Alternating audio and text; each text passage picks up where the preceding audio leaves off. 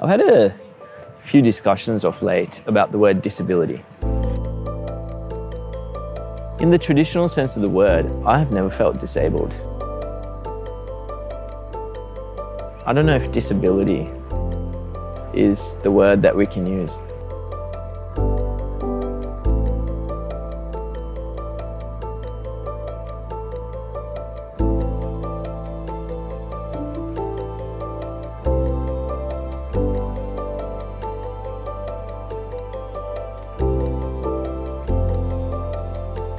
That regardless of what it is that doesn't allow you equal access to the world just has to disappear.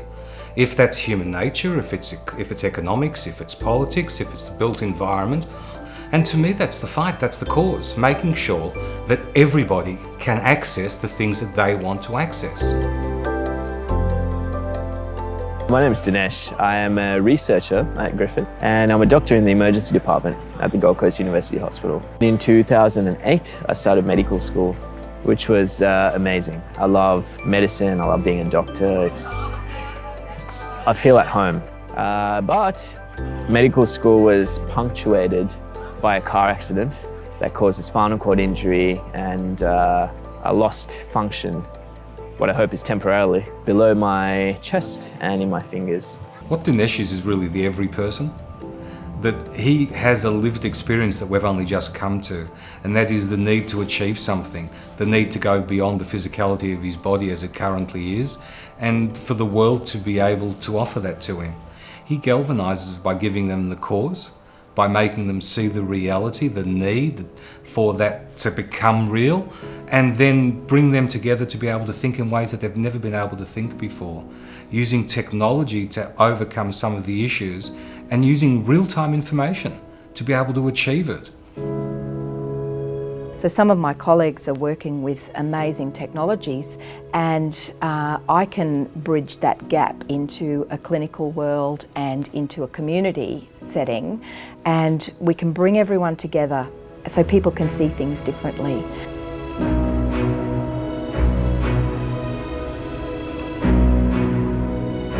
Because virtual reality is I guess, an ultimate perception altering tool. So in this virtual world, you can become something different. You can be transported to a place that you've never been before.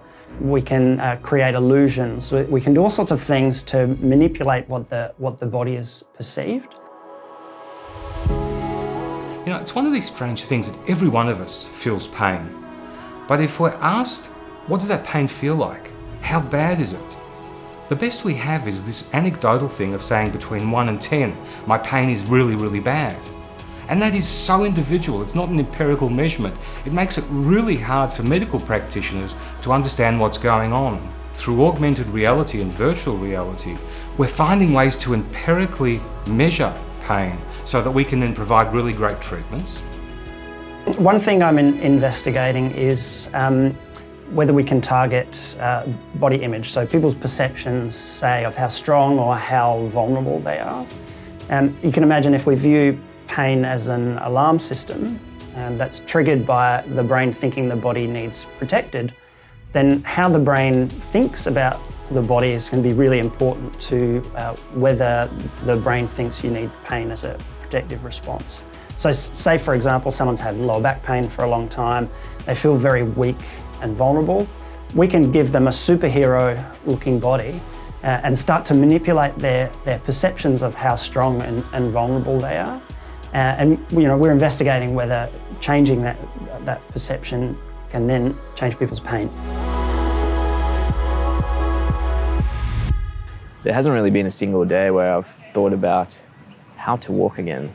And there's been a lot of science and technology, especially over the last 10 years. When I first had the accident, actually, the science was very sparse, but over the last few, it's really, really picked up. And for the first time in history, we've seen people move their limbs again after chronic paralysis. What we're doing is putting all that together. We're making it more precise using a digital twin. We're looking at how to optimally apply electrical stimulation. We're looking at the changes very closely. We're measuring as many things as possible to see where the changes are happening. And we're building on that science to make it better. We're using drug therapy, electrical stimulation, and thought-controlled rehab to hopefully increase function in spinal cord injury. Currently, we know the move from research happening in, say, university, being published, research is often developed in isolation and not in those real-world contexts, that I think co-designing interventions and working together will lead to rapid translation of new technologies and new findings. Moving forward, it's valuable that research is not just about researchers doing things that are niche, that only concern their particular preferences, priorities, values and goals. What we need to do is understand what is important for the community. So that includes our partners, it includes people with lived experience, so that then we are setting up goals for research that are seen as valuable and important for society and for those who live with particular conditions we may be working with. Not that our researchers didn't get it, but the broader community didn't get it. That what we thought about was that, it's up to them, it's up to the researchers or up to somebody else or the government to fund it. We could always point the finger and say they were the reason it couldn't happen, or they were the only reason it might happen if they get around to it. We now know that there has to be a community. The old adage of it takes a community to raise a child, that's really what we're talking about here. The only way we can make it happen is if we all get together and want it to happen.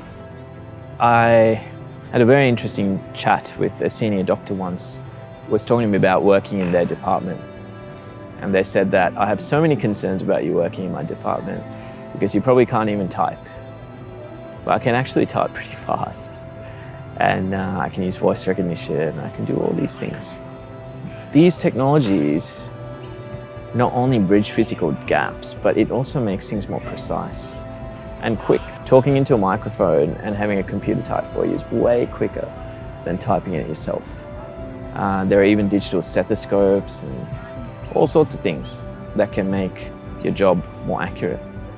So I think if we start to embrace this stuff, we not only enable humans to be more precise, but we bridge physical gaps. And I think that's an idea that we need to start embracing.